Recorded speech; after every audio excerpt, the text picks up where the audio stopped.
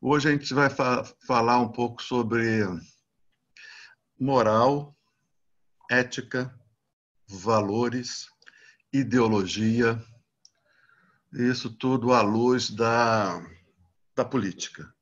Falta dar uma consolidada melhor nesses conceitos para a gente poder nos desvencilhar um pouco dessas coisas que nos entravam na leitura do Maquiavel, né? Sempre fica assim, mas Maquiavel, como é que é a questão da moral, como é que é a questão da política. Então a gente vai fazer vamos suspender um pouco a leitura do livro, vamos fazer essa digressão, digamos assim, um pouco mais teórica.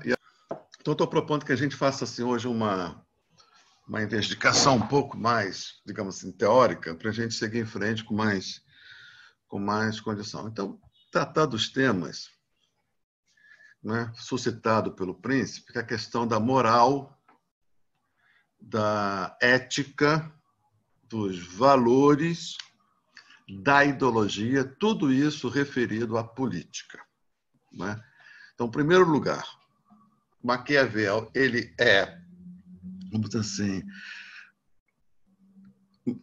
ele avança no sentido de apontar uma modernidade, uma concepção moderna da política, ao reconhecer, ele não está propondo isso, ele está supostamente reconhecendo um estado de coisas que consiste em considerar a política tal como ela é na sua verdade efetiva, na sua veritas effectuale, que significa dizer reconhecer a política na sua verdade efetiva, significa dizer reconhecê-la como uma esfera autônoma diante das demais esferas. O funcionamento da política é autônomo em relação à esfera da moral e da religião, por exemplo. Não é que ele queira, ele reconhece que é assim. A moral não tem poder de interferir eficazmente na política, porque ela tem um dinamismo de tal ordem que atravessa, que atropela toda e qualquer consideração de ordem moral. Portanto, a moral na política não tem eficácia de conduzir a política. Por quê? Porque a política é autônoma. O que significa autônoma? Eu só respeito as minhas leis. Não é? Isso é autonomia. Então, a política, no seu funcionamento, não respeita nenhuma consideração que não seja uma consideração de ordem política. Quem governa a política? A política. Tá certo? Isso é moderno, né? Então, esse que é o pano de fundo, o pressuposto da compreensão política de Maquiavel. Se a política ela é autônoma, cabe compreender as leis desta autonomia, tendo em vista dois aspectos: a conquista do poder e a manutenção do poder. Bom, é isso. Então, o que resulta dessa investigação que reconhece a autonomia da política e que intenta compreender as leis do seu funcionamento, as leis internas do seu funcionamento, isso resultaria, no princípio, num conjunto de normas, de regras, de conselhos, né? Aí ele faz o quê? Uma tipologia dos diversos formas de governo. Tem o governo republicano e tem as diversas formas de principado, e cada uma dessas formas do principado supõe um conjunto próprio de regras que caberia ao príncipe conhecer, tanto para conquistar o poder como para manutenção. Muito bem. Então, acho que para a gente ter um pouco mais assim, de uma leitura um pouco mais profícua, acho que caberia agora a gente trabalhar mais conceitualmente esses termos que sempre vêm à nossa mente, e no Brasil, né, nesses últimos 10 anos, isso recrudesceu, vem à mente, quando se fala em política, a questão da moral. Né?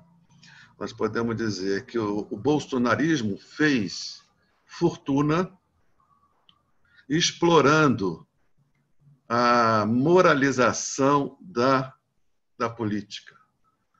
Aí inventou essa categoria dos homens de bem. Então, existe os homens de bem, que são eles que vestem a camisa amarela, e nós, que queremos transformar a nossa bandeira em vermelha.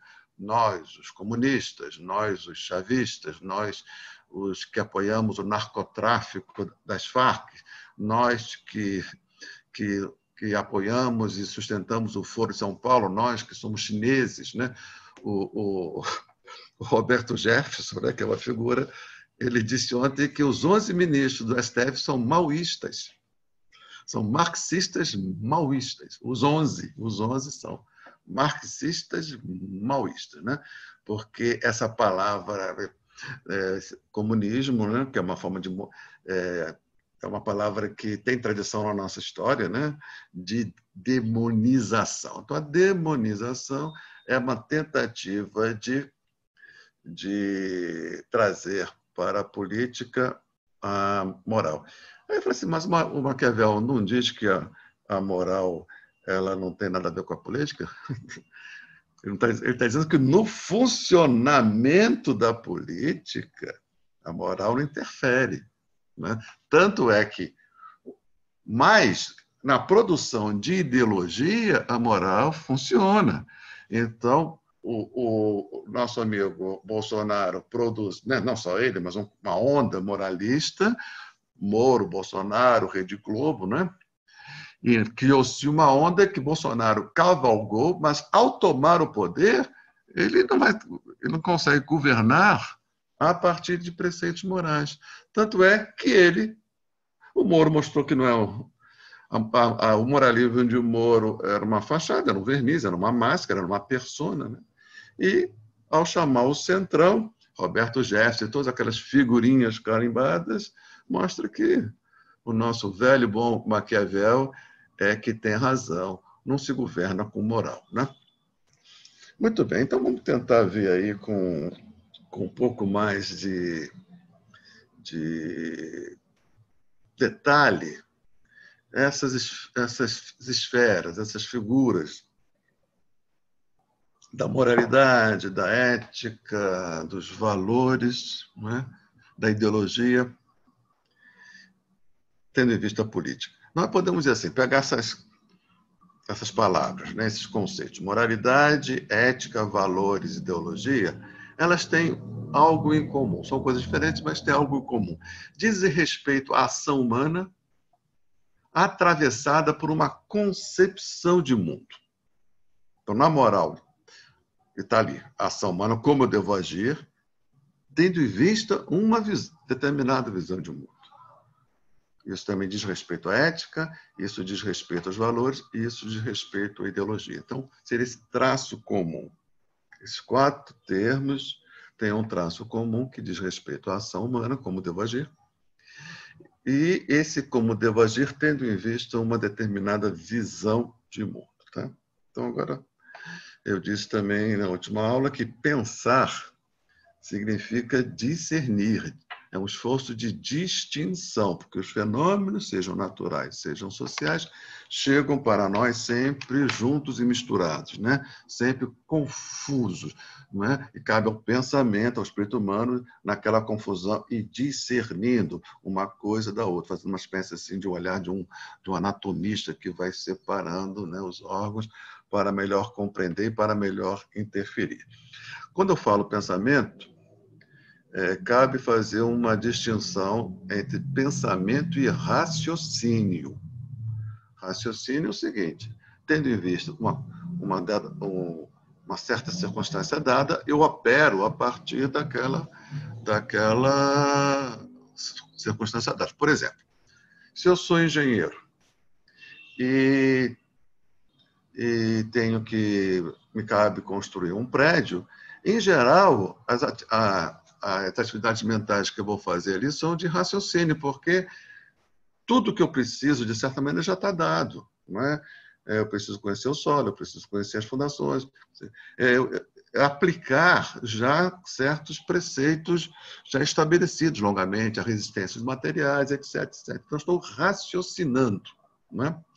Quando se apresenta um problema que não tenho ali como resolver mediante o que já está lá nos livros, ou na experiência do mestre de obra, na experiência do próprio engenheiro, aí eu preciso, sim, pensar.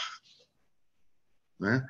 Pensar se confrontar com o problema e tentar resolvê-lo de uma forma que ainda não foi resolvida, porque eu não tenho como resolvê-lo recorrendo ao que já está estabelecido. Se eu tivesse, eu pegaria isso que já está estabelecido e raciocinaria. Então, há raciocínio, há pensamento.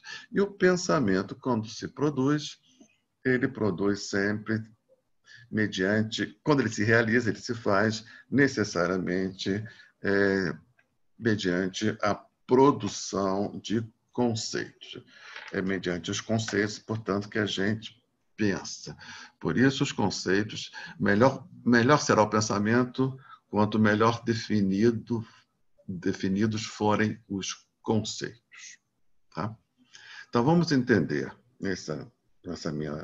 nesse empreendimento que eu estou propondo para hoje, vamos entender moral, ética, valor, ideologia como conceitos. Se são conceitos, eles se articulam entre si, porque nenhum conceito é fechado em si. Um conceito sempre supõe um outro, não é? Então, o pensamento, a teoria seria que articulações de conceito. Por exemplo, pegar uma coisa assim que é familiar a nós, né?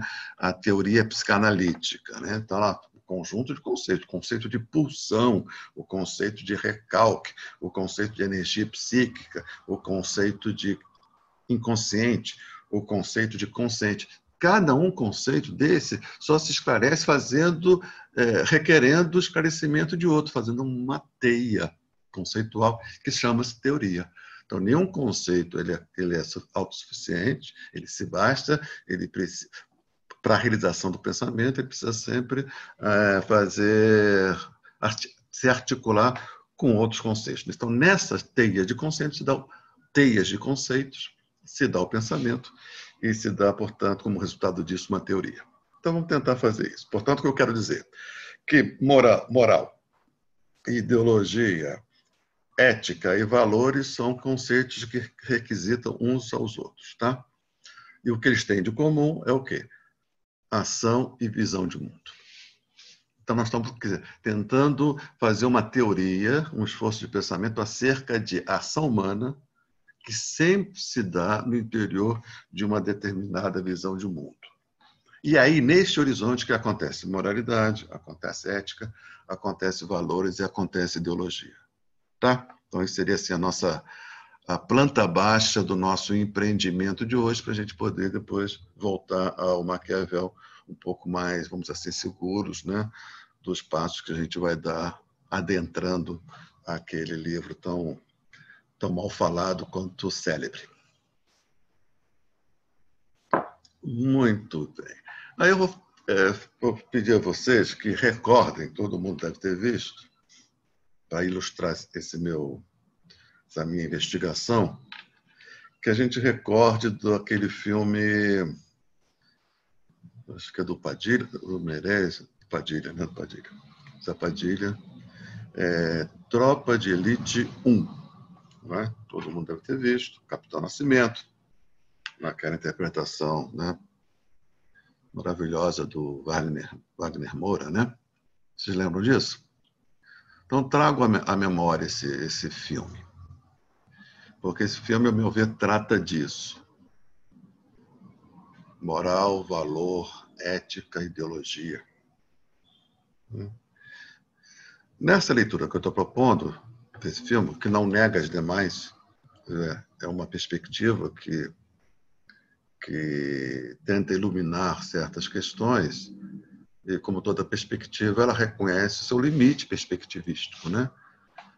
Claro que ela não nega as demais, ela se associa com as demais. Então, desse ponto de vista, desse interesse, que é o meu aqui, de chamar atenção para esses conceitos, né, que dizem respeito à ação humana no interior de uma visão de mundo, moral, ética, valores e ideologia, nessa perspectiva, esse filme é marcada por a presença de algumas coisas, tanto quanto é marcada pela ausência de algumas coisas.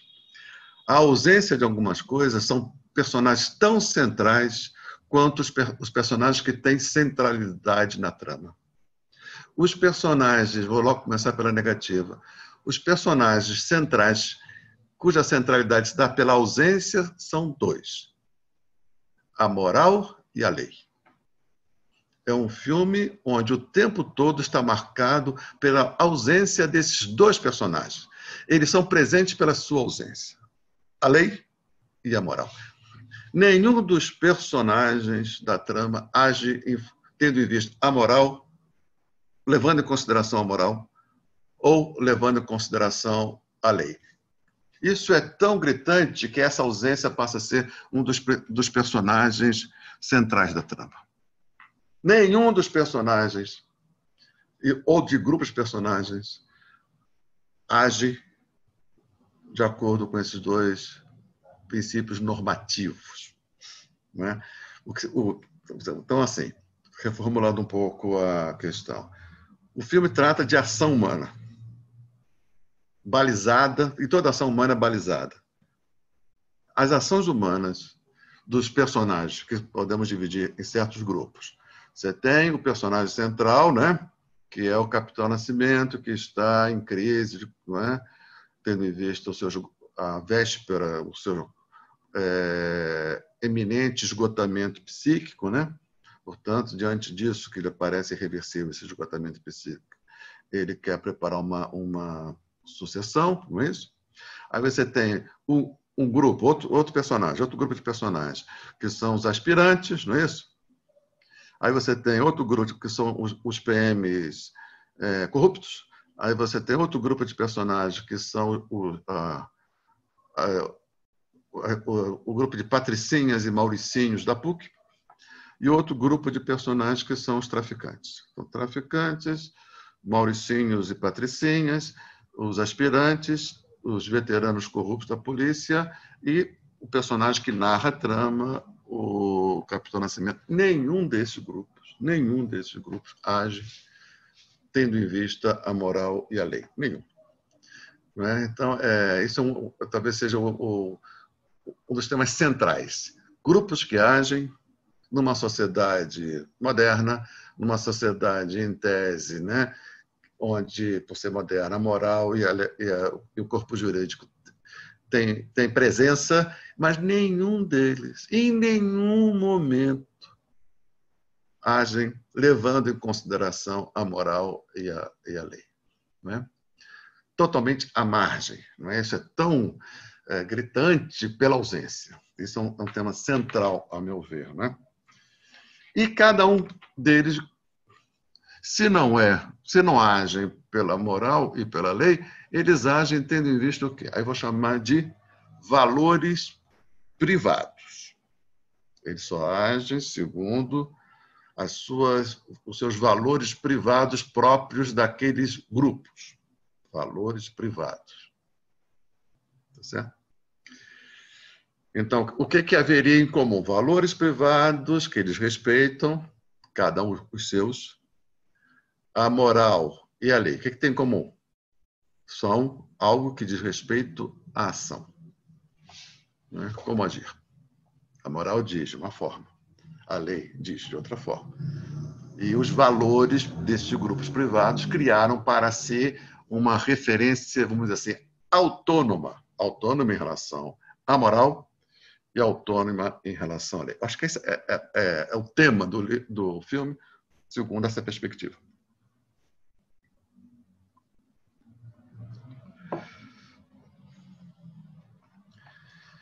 E então é uma sociedade que nós podemos dizer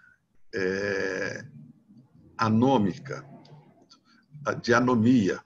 Anomia é um termo que o sociólogo francês Durkheim ele cunhou. Anomia, anomos, né? Autonomos, autonomia. Autônomo, nomos é regras, né? Autônomos. Então, as regras são postas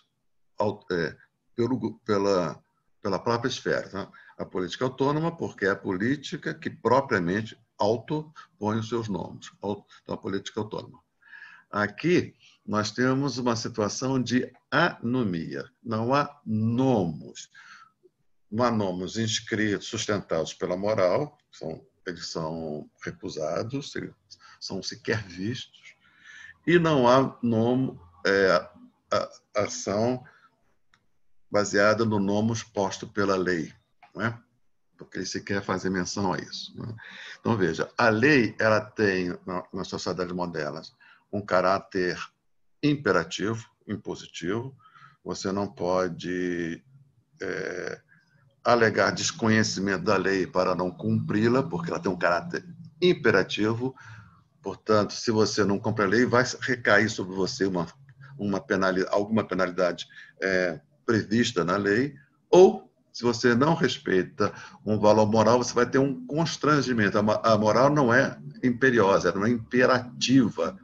Só a lei, na sociedade moderna, é imperativa. Então, se você respeita um preceito moral, você vai ter alguma sanção de ordem moral, não legal, não? Certo, sanções de ordem moral, você, né? Até no limite a exclusão do grupo, né? Muito bem. Então, o filme ele mostra que os sujeitos ali têm um valor e agem única, exclusivamente em função desse valor, que está ligado a interesse. Então, o valor tem além de ter essa implicação com modo de agir, com visão de mundo, ela tem essa outra interface que é interesse. O Capitão Nascimento, ele tem um interesse que é de preparar a sua sucessão. E este interesse faz com que ele produza um conjunto de valores que significa o quê? Valor também, produção de sentido para a minha ação. Então, a ação do Capitão Nascimento, ela se legitima a ele, aos olhos dele, porque ele deu a esta ação um valor, um sentido que o legitima aos seus olhos. Mesmo que a moral não legitimaria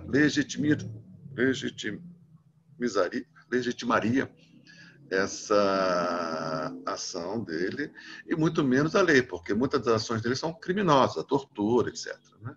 Mas, como aquilo vem ao encontro do interesse dele, e ele e todos os demais personagens do filme limitam a sua ação ao valor ao conjunto de valores que eles abraçam, se lixando para a moral e para a legislação.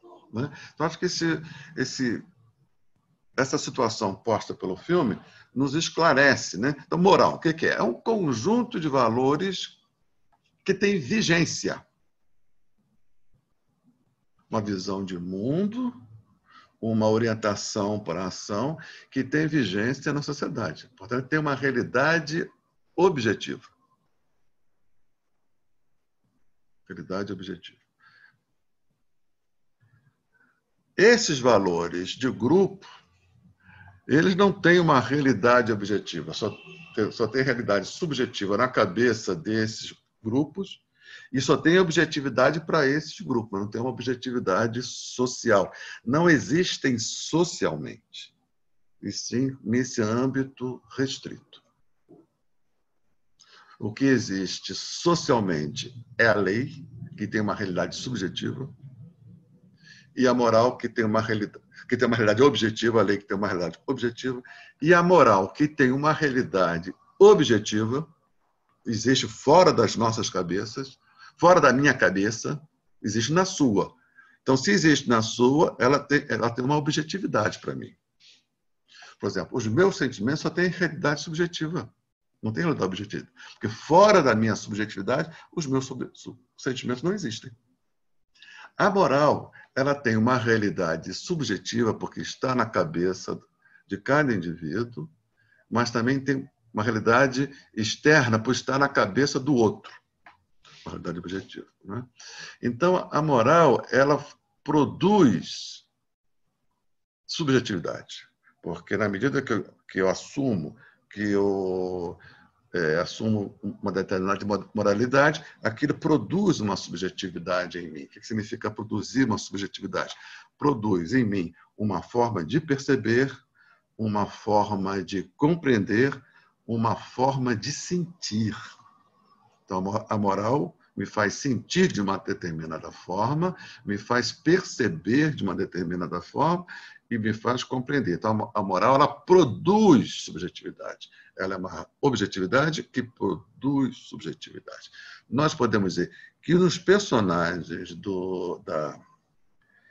da tropa de elite, a moral não produziu subjetividade. Eles estão infensos à moralidade vigente. Não internalizaram a moral vigente, nem sequer a lei. Não é? Então, quando a gente fala assim no Brasil, essa lei não pegou, essa lei pegou, o que significa dizer que uma lei não pegou?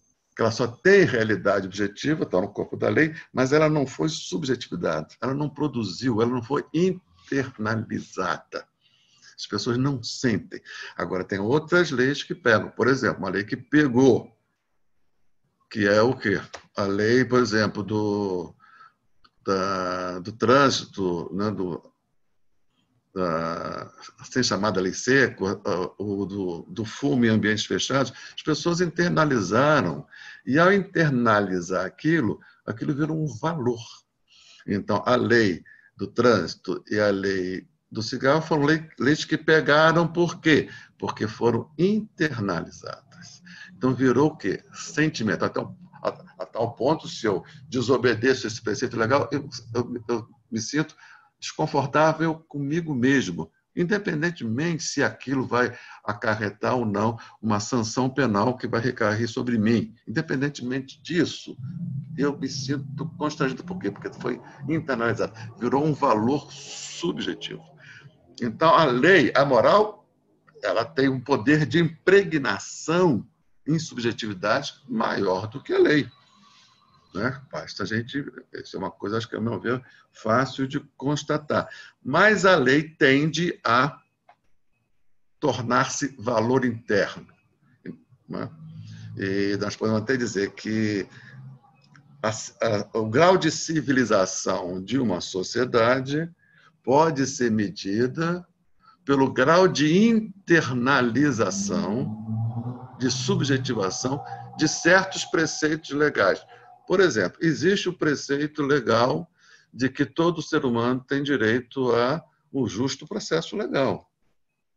Mas isso tem mais realidade objetiva do que realidade subjetiva, porque muitos de nós não internalizou suficientemente esse preceito legal a ponto de dizer bandido bom é bandido morto. Ao dizer bandido bom é bandido morto, está dizendo o oposto do que prega a lei, que todo cidadão, independentemente de quem seja, tem o direito ao devido processo legal, porque a sua dignidade de ser humano assim o exige. E a dignidade do ser humano não foi dada pelo Estado, portanto, não pode ser tirada pelo Estado, porque ela é intrínseca, ela é cláusula pétrea. O Estado não deu, portanto, o Estado não pode tirar.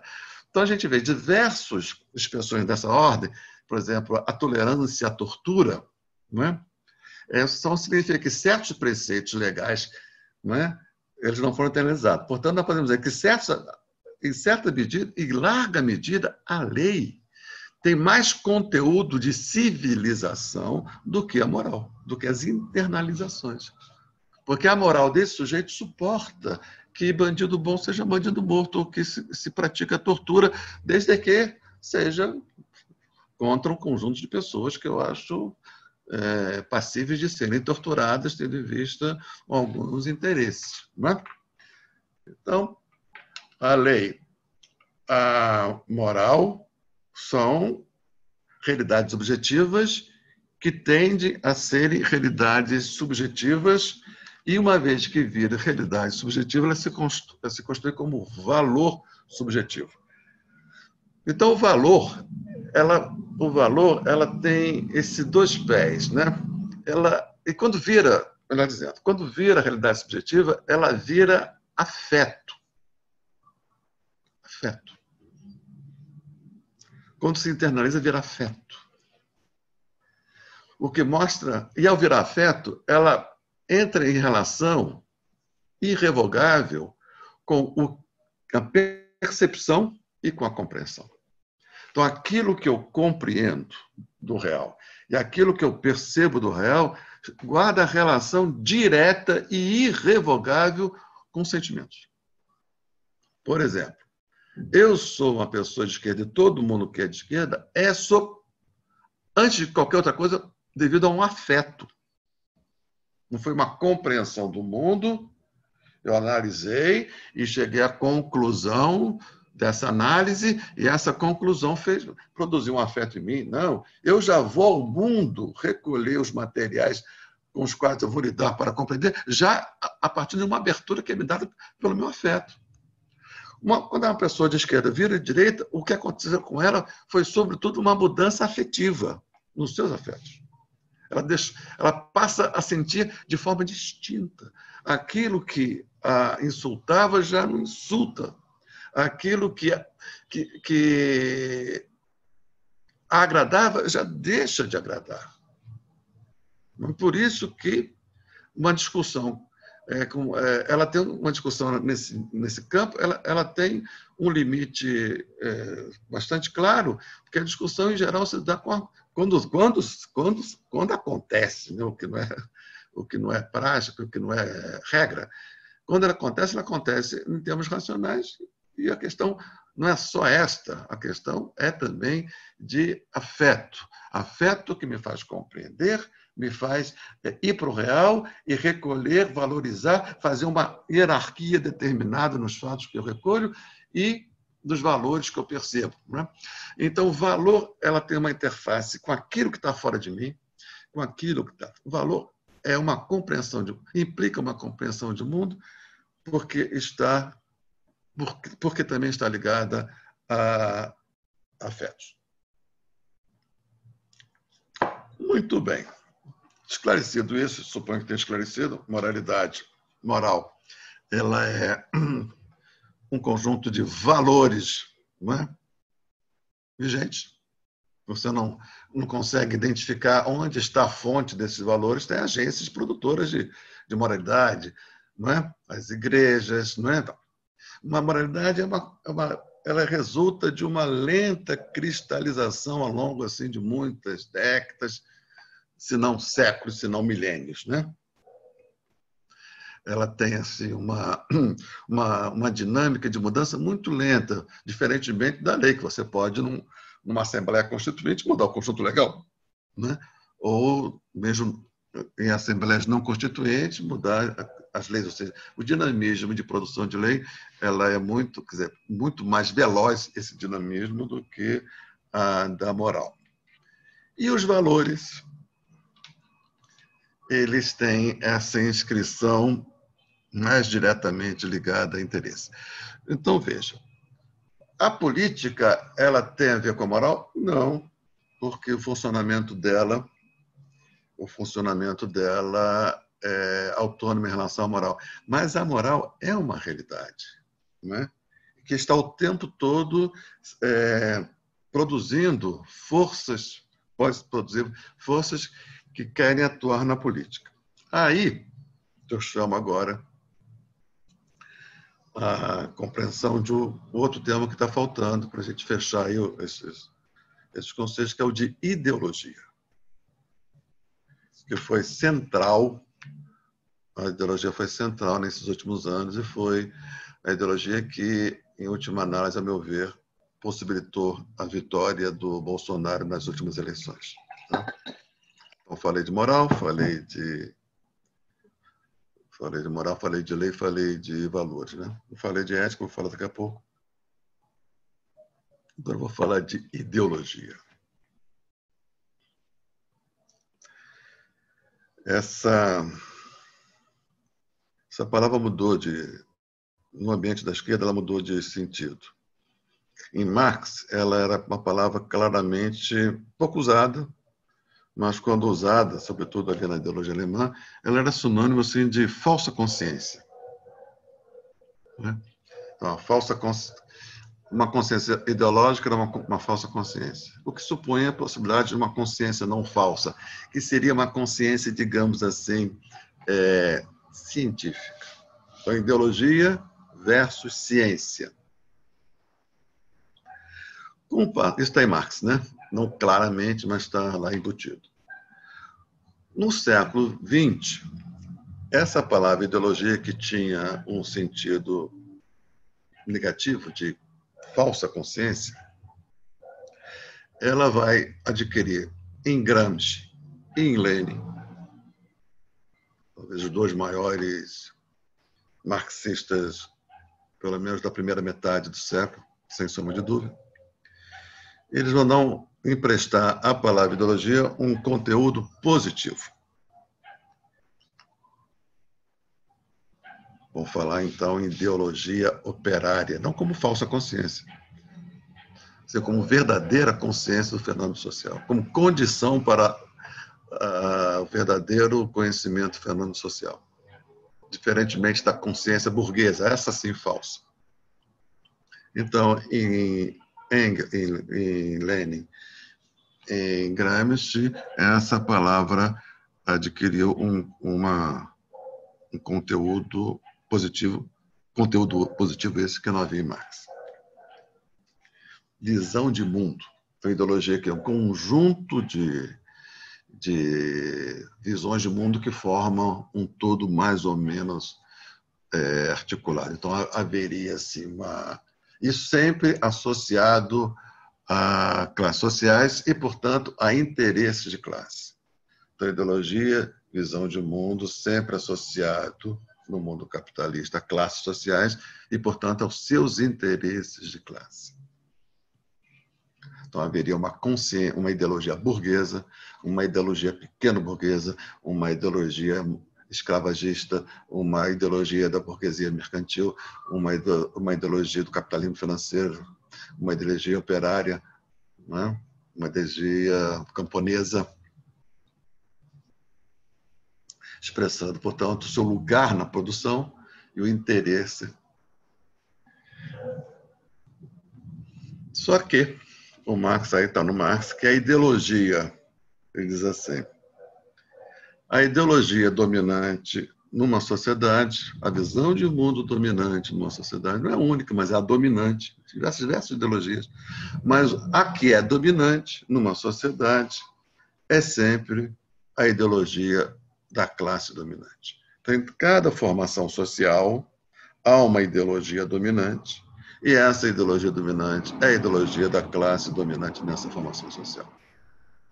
Isso virou assim, quase que uma formulação pétrea, né? Porque acho que é impossível de negar a realidade, a adequação à realidade dessa formulação. Agora, para que ela seja dominante, ela tem que ter algumas características. Porque como é que você vai entender isso? A ideologia dominante numa sociedade é a ideologia da classe dominante, que é sempre numericamente, se tivermos em conta o número de pessoas, é ínfimo em relação à maioria. Como é que, então, a visão de mundo que interessa uma parcela ínfima da população pode ser a visão de mundo abraçada para a maioria das pessoas? Como é que isso se dá? Se a ideologia dominante de uma sociedade, de uma formação social, era da classe dominante, a classe dominante é sempre numericamente ínfima em relação à maioria, como se dá isso?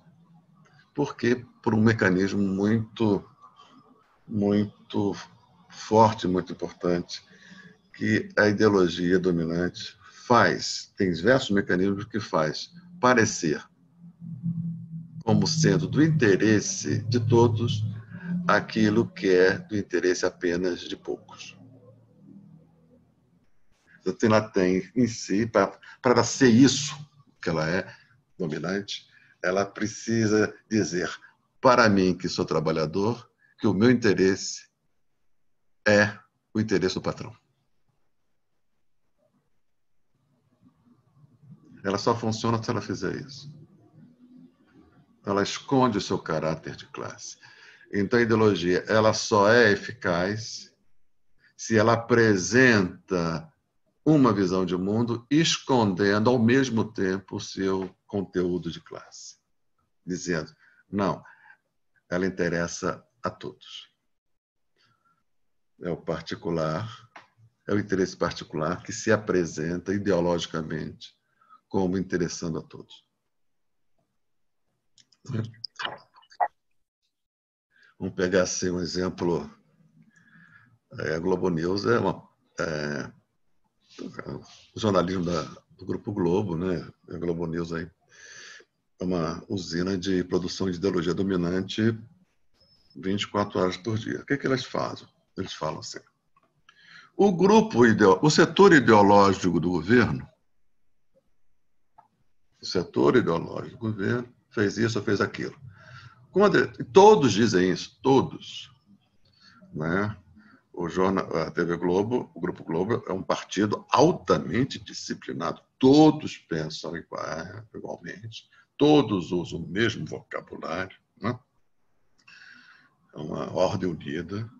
E, por ter força, acaba transbordando, acaba até gente da esquerda usando os mesmos imagens, né? As mesmas formulações, né? Porque linguagem cria mundo, né? Então, eles falam assim, Sadi Cabral diz assim: os setores ideológicos do governo reagiram dessa ou daquela forma. Quando estão falando isso, setores ideológicos, estão se referindo a esse Weintraub, a Damares, né, aos olavistas, né, que eu chamo de os aloprados. Com isso, eles estão dizendo que os demais setores, Paulo Guedes não é ideológico, ele é racional. Então, ideológico é Damares, e o Paulo Guedes não é ideológico. O Paulo Guedes é racional. Ele diz as coisas tais como elas são. Isso é ideologia. Porque apresentar o programa de Paulo Guedes como racional significa dizer que aquilo é de interesse, por ser racional, universal. Porque a razão é universal. A matemática é universal. A geometria é universal. Não existe uma geometria operária e uma geometria burguesa, uma geometria brasileira e uma geometria argentina. Elas são universais porque são racionais. Então, ao localizar, ao limitar a ideologia a esse grupo dos aloprados, eles subrepetidamente estão dizendo que o Paulo Guedes não, a ideologia neoliberal do Paulo Guedes não é uma ideologia, é a expressão das coisas tais como elas são, é uma ciência. Então, ideologia, ciência. Ideologia, uma visão falsa das coisas, e a ciência é uma visão verdadeira. Isso é ideologia. Porque estão fazendo o quê? Tentando fazer com que o neoliberalismo, que atende uma parcela ínfima da população brasileira, não chega a 2%, apareça ao povo brasileiro como de interesse de todos. Todos vão ganhar com a reforma da Previdência, todos vão ganhar com a destruição da legislação trabalhista, todos vão ganhar com a venda das estatais, todos vão ganhar com a submissão do país aos interesses estadunidenses, né? Todos. Então, é uma ideologia que é uma visão de mundo que interessa a uma parcela ínfima, mas, por mecanismos ideológicos, faz parecer como todos, a ponto de gente do povo, gente trabalhadora, assume, introjeta. Não é? Eu tenho diversos amigos que trabalham 12, diversos não, tenho alguns amigas que trabalham 12 horas por dia, e isso que é certo, porque ela tem a esperança de que, por meritocracia, ela vai ter, o seu esforço vai ser reconhecido, né? E, né? Por exemplo, essa questão da meritocracia também é um jogo ideológico terrível, porque a meritocracia, a ideologia da meritocracia, ela interessa a um número muito específico de pessoas, mas aparece como uma lei universal. cada um de acordo com o seu esforço. Então, é justo que aquele que se esforçou melhor, tenha mais, seja melhor remunerado do que aqueles que se esforçaram menos. Portanto, parece uma lei universal, mas na vida prática concreta das pessoas, isso atende a um interesse muito específico. Muito bem. Então, isso é ideologia. Não é possível.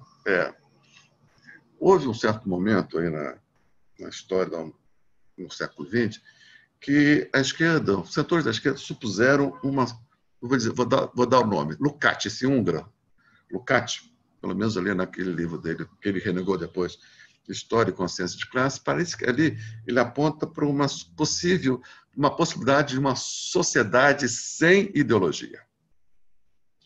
E isso aí foi muito combatido, e eu me associo a esse combate, e admito que a questão da ideologia é uma questão que estará sempre presente na sociedade. Né?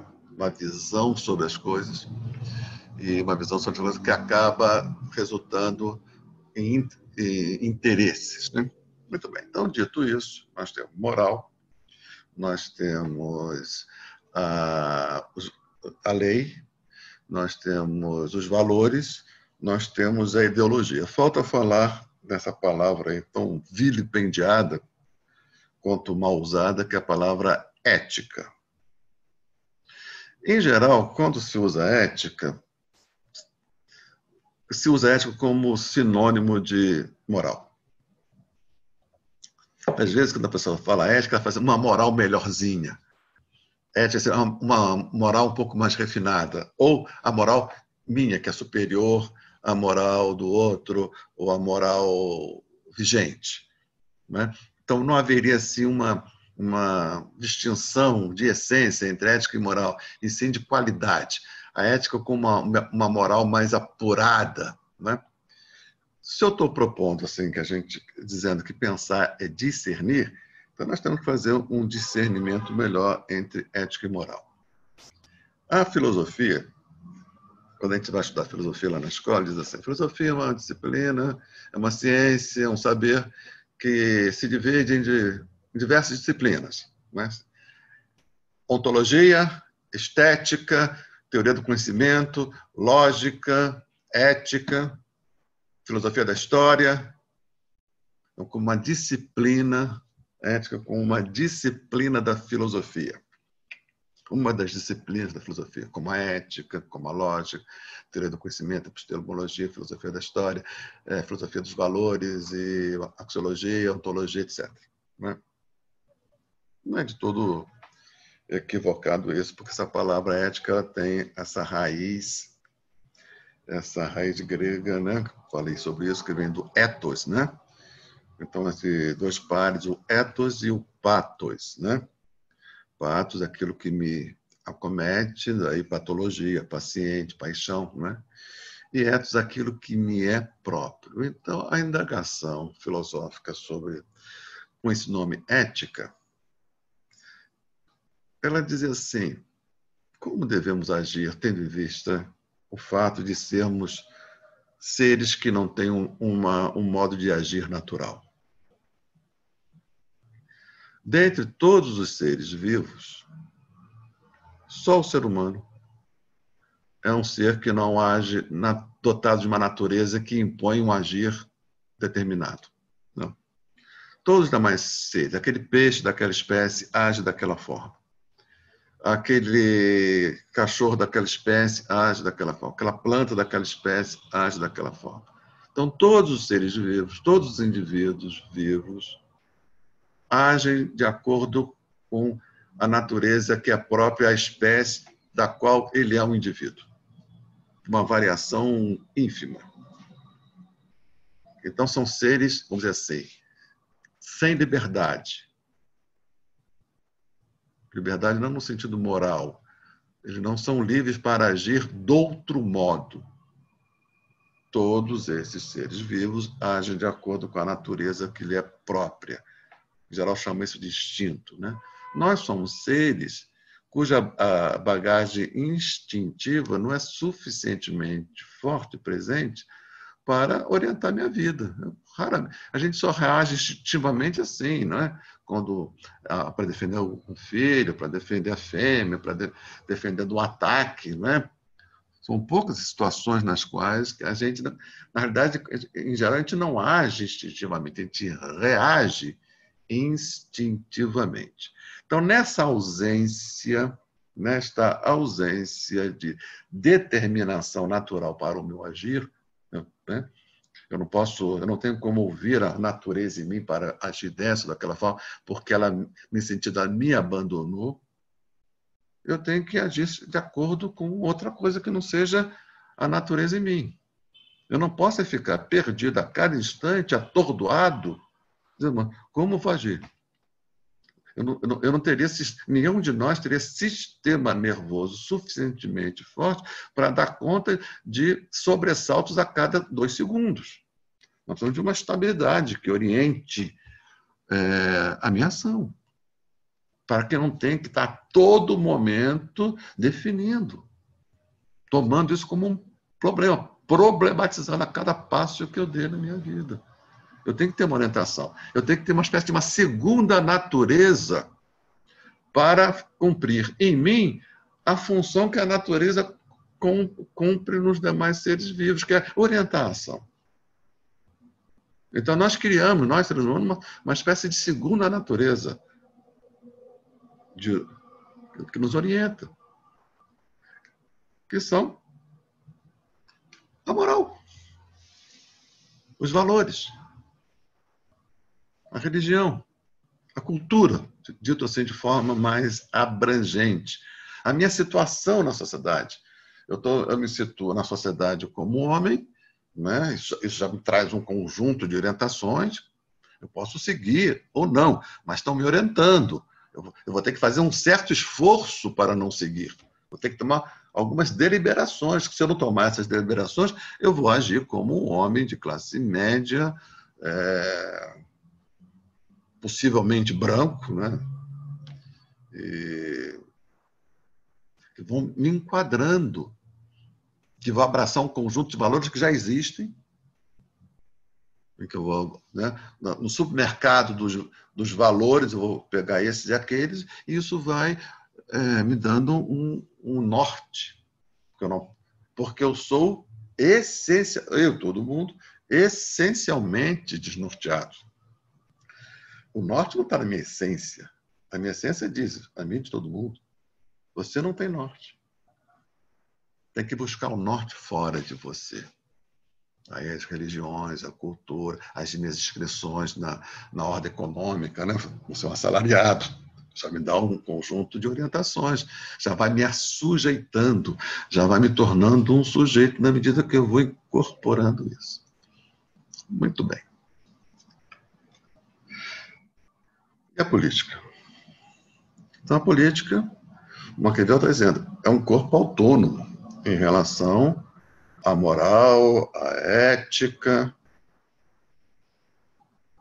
Ela tem uma gramática que funciona a partir da sua gramática. Mas nós podemos e devemos levar os valores para a política, respeitando a sua norma, as suas regras. Porque, veja, o Maquiavel, quando escreve esse livro, ele está escrevendo esse livro tentando entender a gramática do poder. Para isso, ele precisa entender a gramática da psicologia social para conquistar o poder, para manter, tendo em vista um valor, que é a unificação da Itália. Então, Maquiavel não está isento de valor. A abordagem política do Maquiavel e a prática política do Maquiavel.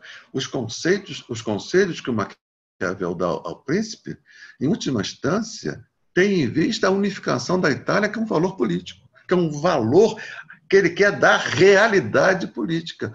Portanto, há esta interferência, há essa interface entre valor e política. Sim. Que ele só vai conseguir pôr esse valor de tal maneira que ele possa ter realidade fora da minha cabeça, se conhecer a gramática da política. Portanto, a política não é uma força cega, ela pode ser uma força cega, mas é uma força cega a qual eu posso emprestar direção, desde que eu a compreenda o seu funcionamento. Então, vamos pegar assim para a gente aqui no nosso caso. Né? E a gente de esquerda, acho que todo mundo aqui é de esquerda, né? Se não for alguém de esquerda, seja bem-vindo. Então, nós temos uma característica própria, a gente que é de esquerda. Porque, qual é a característica própria? Nós somos peixes fora d'água. A direita, ela está no ambiente natural dela. O que significa dizer? A direita, ela age de acordo com as tendências dominantes. Ela navega ao sabor da corrente. Nós não, porque nós queremos trazer para a política, realizar na política valores que ainda não estão realizados. A direita tem os seus valores que se associam à tendência dominante da sociedade capitalista. Eles remam a favor da corrente. Então, nós, por trazermos, por portarmos um conjunto de valores que não estão consagrados na vida política e queremos que se consagrem esses valores, nós somos, em alguma medida, um corpo estranho.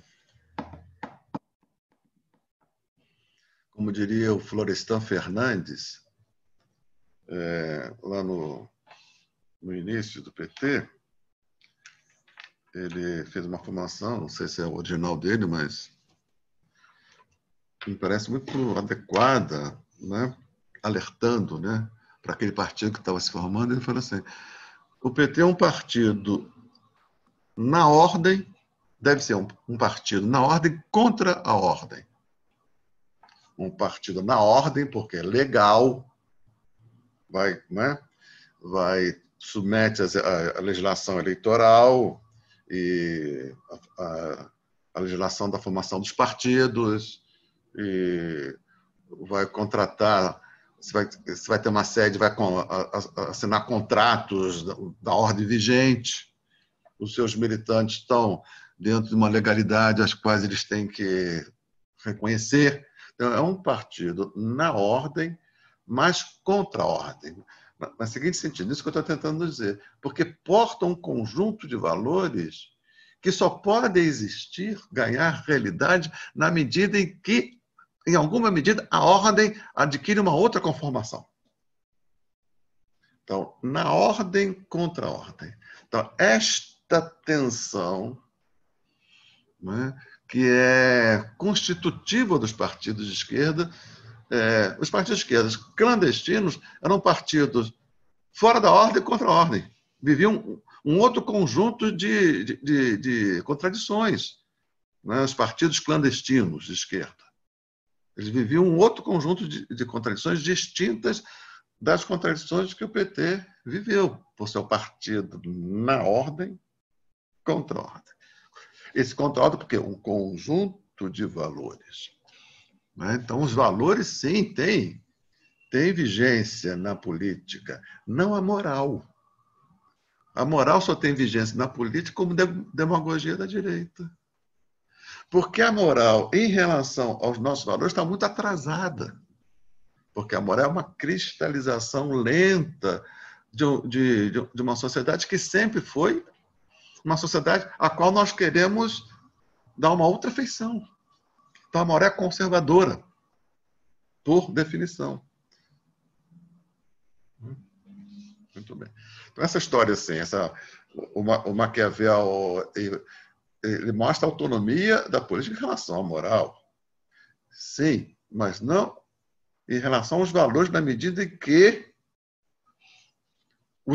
nós queremos afirmar na política um conjunto de valores. Ele também, quando queria fazer da política, do príncipe, a realização da tão desejada unificação italiana.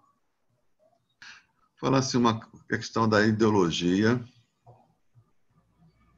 nesse último momento aí, nessa conjuntura que resultou na vitória dessa coisa tão aparentemente sem sentido, que é o bolsonarismo, né? Mas se tem realidade social é porque tem sentido, né? Tem para entender. O Hegel diz assim: o real é racional e o racional é real. Ou seja, se é realidade, é racional. Ou seja, podemos compreender o nazismo, apesar do seu absurdo. Compreender não significa aceitar, justificar. Zero disso. Compreender é ver por que isso foi possível e será ainda possível.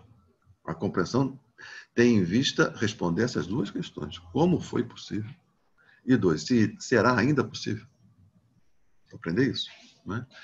Então, como é um dado que se fez realidade, o bolsonarismo, é possível de ser compreendido e eu acho que a compreensão do fenômeno é exigência para o melhor combate contra esse fenômeno. É condição sine qua non, né? Então, vamos ver assim, à luz disso que nós conversamos aqui.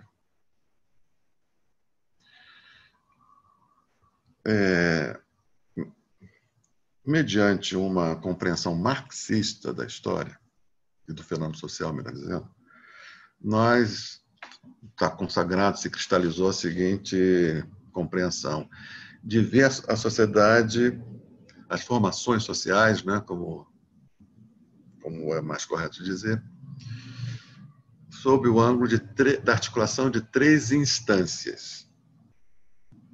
Articulação de três instâncias. Então, todas as formações sociais nós podemos entender como articulação de três instâncias distintas umas das outras. Quais seriam as instâncias? A instância econômica, a instância política e a instância ideológica. Marx vai chamar a instância econômica de infraestrutura, ou a base material da sociedade. Articulação dessas três instâncias. Né? Em cada conjuntura histórica, alguma instância pode cumprir a função de instância dominante. Isso é importantíssimo para a gente entender o bolsonarismo. Instância dominante. A determinante sempre é, segundo Marx, a instância econômica. Ela é sempre a determinante. No comunismo primitivo, no escravismo, no feudalismo, no capitalismo mercantil, no capitalismo industrial, no capitalismo financeiro, essa loucura que a gente está vivendo. Sempre determinante. Mas não necessariamente ela é a dominante. Na Idade Média, o exemplo clássico, na Idade Média, a instância dominante foi a ideologia. A ideologia. A ideologia religiosa, que dominava a política e dominava a economia, ainda que a economia fosse a determinante. A Althusser vai dizer assim, determinante em última instância, que é uma formulação, a meu ver, muito interessante, mas a gente não vai entrar nesse detalhe. Então, veja.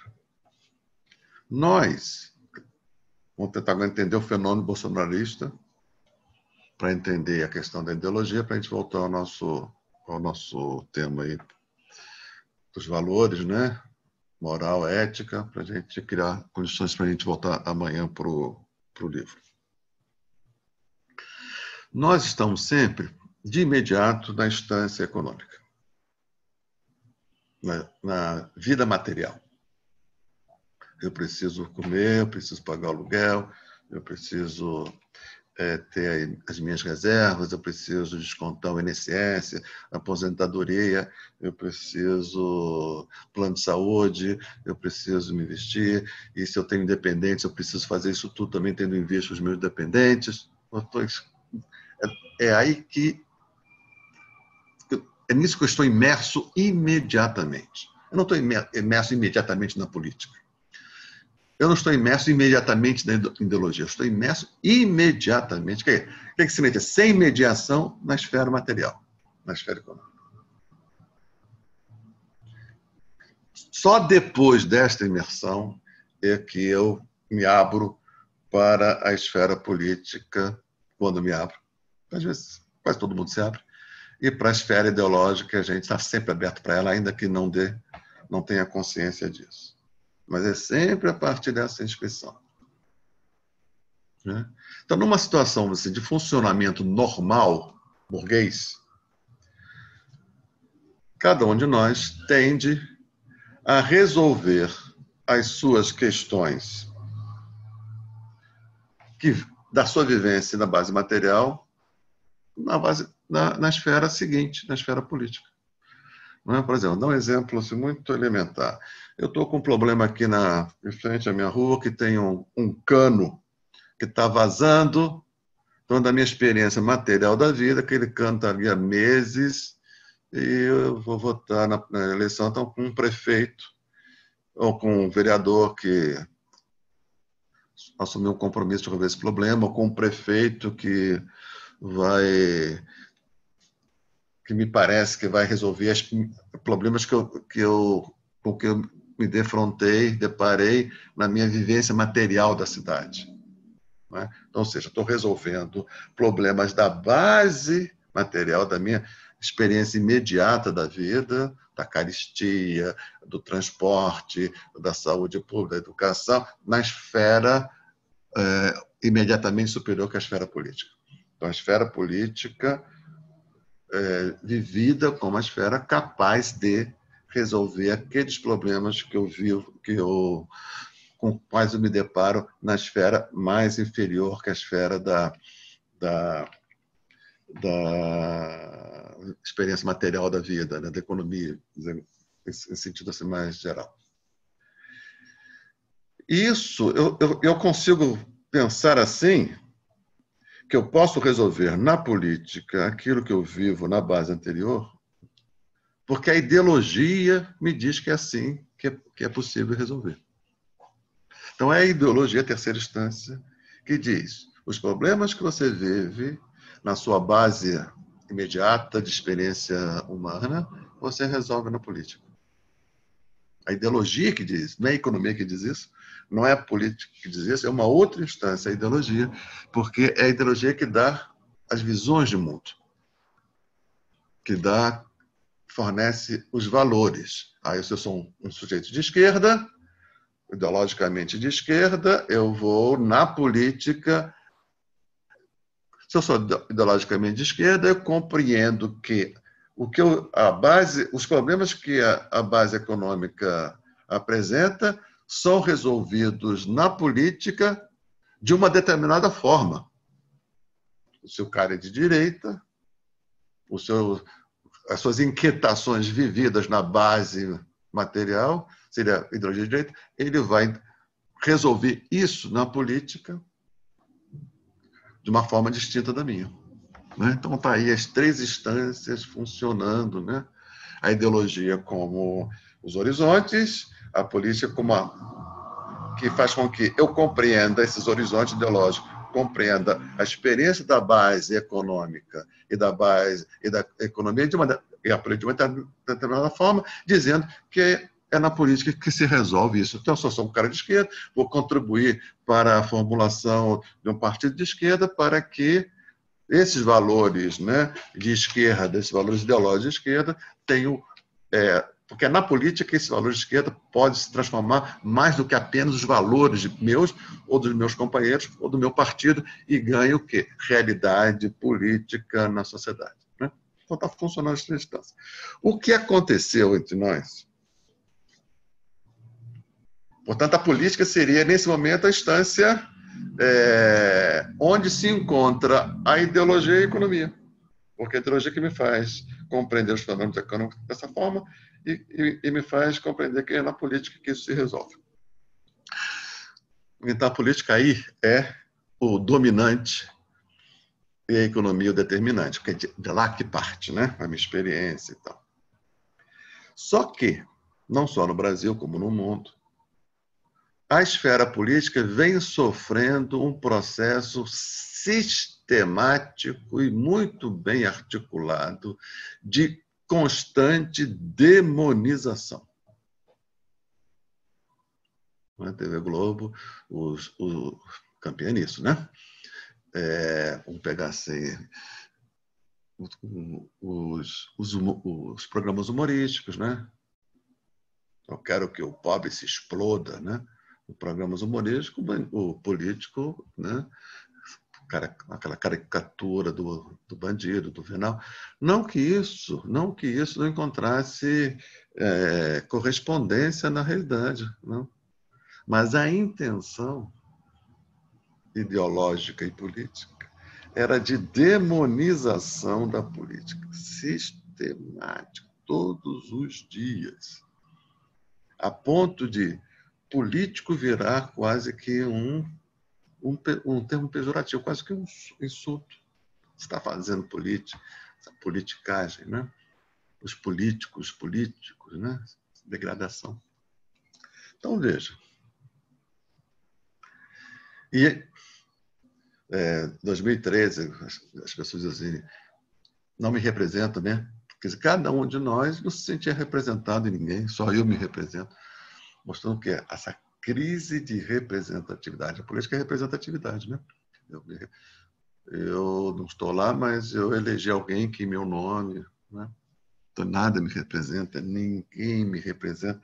Começa a crise de representatividade, de representação e, portanto, a crise da política. Ora, daí vem a situação que vai possibilitar o bolsonarismo.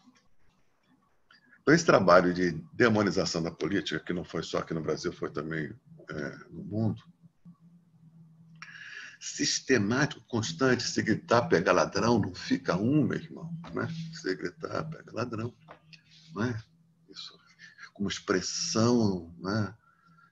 Bem acabada desse sentimento que a política ela é inservível, né? Ela está condenada à degradação, não tem jeito. Então, veja, se a política era onde eu resolvia, segundo uma ideologia, os problemas que eu vivia na minha realidade imediata, material das coisas, se não tem a política, como é que eu resolvo?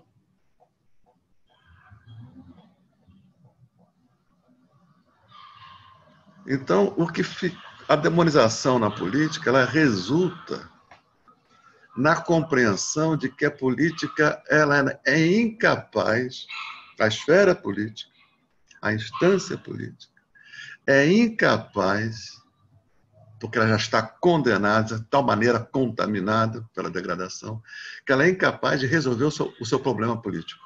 A política não é capaz de resolver, dado o seu grau de degradação, a instância política não é capaz de resolver os problemas que ela própria criou. Isso é disseminado. Se a política não é capaz de resolver os problemas que ela própria criou, eu tenho que recorrer a uma outra instância.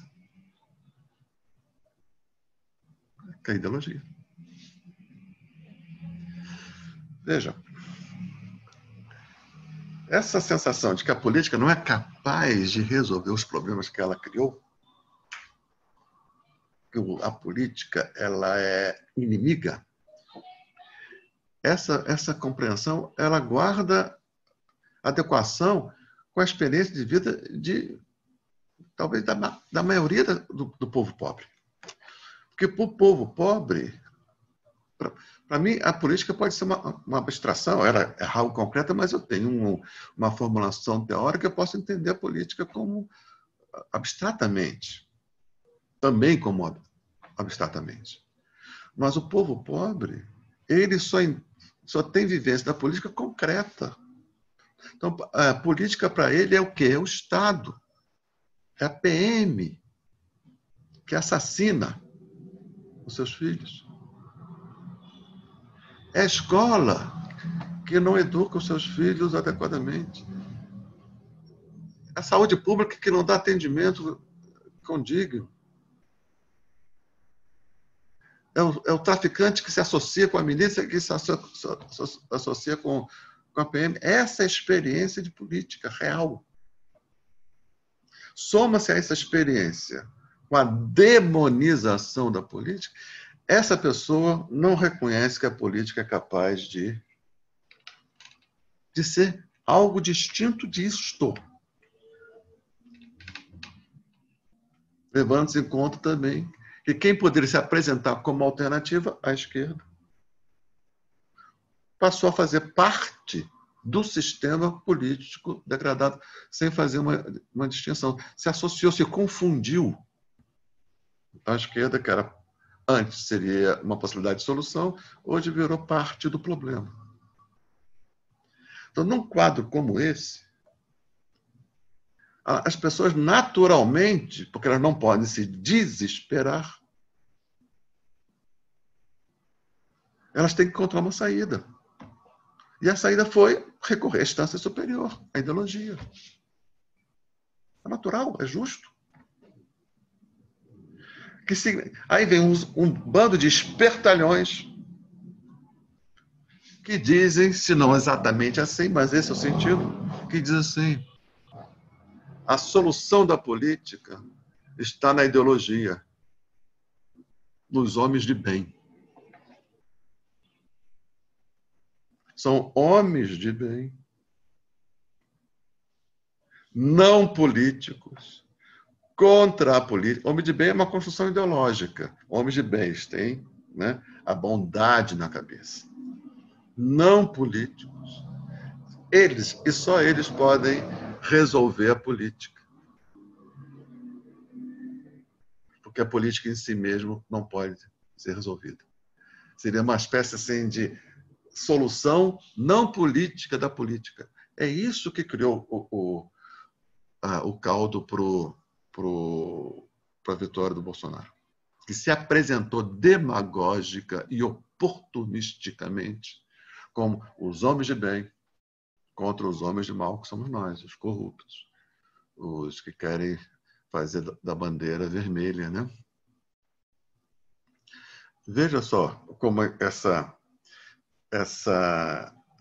ideologia de que a política não pode ser resolvida nela mesma porque não tem dinamismo capaz de se autorregenerar, portanto, você tem que recorrer a uma instância não política para resolver a política.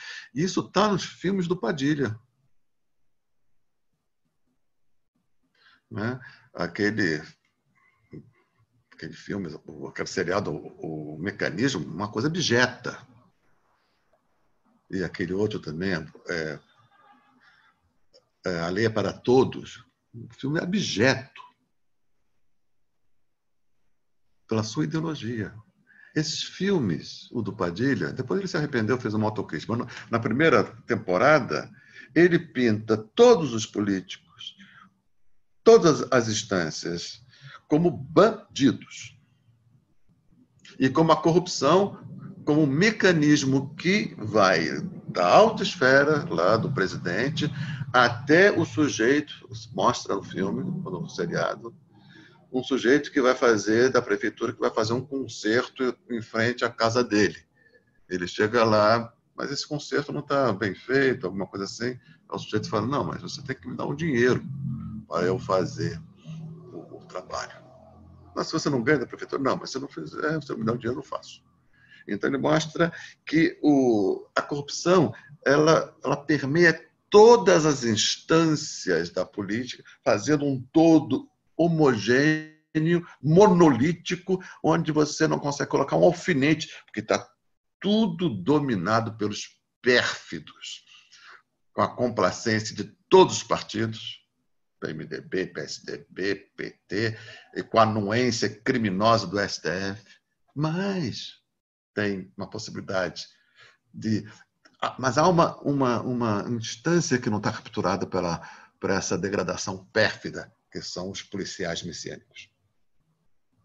Né? Os policiais messiânicos que tem lá. Então, no seriado apresenta os policiais messiânicos, eles têm vida afetiva, em geral confusa, como as nossas, têm vida sexual conturbada, em geral, como as nossas, têm filho problemático, em geral, como os nossos. Eles têm vida real. Os outros não, são só os pérfidos full-time, do berço ao túmulo, 24 horas por dia, pérfidos. Pérfidos perfeitos na sua perfidez, sei lá como é que chama isso. Mas esse não. Mas tem ali um sujeito meio problemático, meio amalucado, mas com os valores da... Então, o que está dito aí? Só um Estado policial, só algo fora da política para dar conta da política. Então, foi nesse quadro, né? Bolsonaro, ele percebeu, com toda a sua estupidez, ele percebeu que o lugar para a aposta era na ideologia. Então, ele se apresentou, porque ele percebeu que, nesse momento, a ideologia era a instância dominante. Então, para ganhar a eleição, ele tinha que ganhar a eleição na ideologia. E nós estávamos à esquerda. E ele percebeu que ele só poderia ganhar a eleição, que na ideologia, no campo ideológico, a eleição era favorável para ele, porque no campo ideológico, nós, à esquerda, já entrávamos derrotados. Desde a queda do Muro de Berlim, do colapso do socialismo real no leste da Europa, a dissolução da União Soviética e a entrada do PT, a convivência do PT no submundo da política, né? Então, nós tínhamos a narrativa, né? A nossa narrativa estava comprometida. Então, ele pôde se apresentar como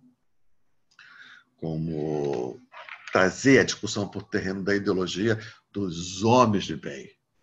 Esses homens de bem que vão, só eles podem salvar a política do seu fracasso. Isso se associa a esse discurso ideológico com as igrejas neopentecostais, não é? E o Paulo Guedes se apresenta não como ideologia, sim como a ciência, a verdade da economia. Não é ideologia, é a verdade da economia. E essa apresentação do neoliberalismo como a verdade da economia, não como ciência, isso aí é respaldado pela Rede Globo. E isso, acho que, ao meu ver, que explica a vitória, não é, do Bolsonaro. Só que, para governar, a ideologia foi suficiente para ele ganhar as eleições, mas a ideologia não é suficiente para ele governar. Porque, para governar, ele vai ter que perceber que o poder tem a gramática própria. Então, o Bolsonaro, ele vive essa tensão de manter sempre acesa a chama da ideologia de extrema-direita, né? O tempo todo. Né? O tempo todo ele prega para a turma dele. E veja que isso tem sido eficaz, porque, apesar de tudo, ele consegue manter estável 33% de aprovação, entre bom e ótimo. 33% não permanece. O regular caiu, foi para o ruim e péssimo. Caiu, de tal maneira que agora o ruim e péssimo, 43, é maior do que os 33. Mas é importante perceber que a altíssima resiliência que se mostra a base bolsonarista, que está sustentada pela ideologia. Então, ele precisa de manter o discurso ideológico, por um lado, para manter essa base, mas, por outro lado, ele tem que ceder à realidade da política tal como ela é, que é uma instância independente, autônoma em relação à política, à ideologia. E ele vai fazendo a política. Né? Então, acho que com isso, eu não sei se ficou claro, essa discussão de moral. Você fala mais da ética, né? Então, a ética é uma disciplina filosófica que tenta responder, sendo o ser humano um ser vivo que não tem um modo natural de agir, ele age de acordo com a moral vigente, com a cultura dominante, com as religiões. E isso é um bom agir? Isso garante ao ser humano agir conforme a moral vigente, os valores vigentes. Isso garante ao ser humano uma vida adequada à sua dignidade de ser humano? Então, em primeiro momento, a ética, como disciplina filosófica, é uma indagação acerca disso. É uma espécie de ciência crítica da moral.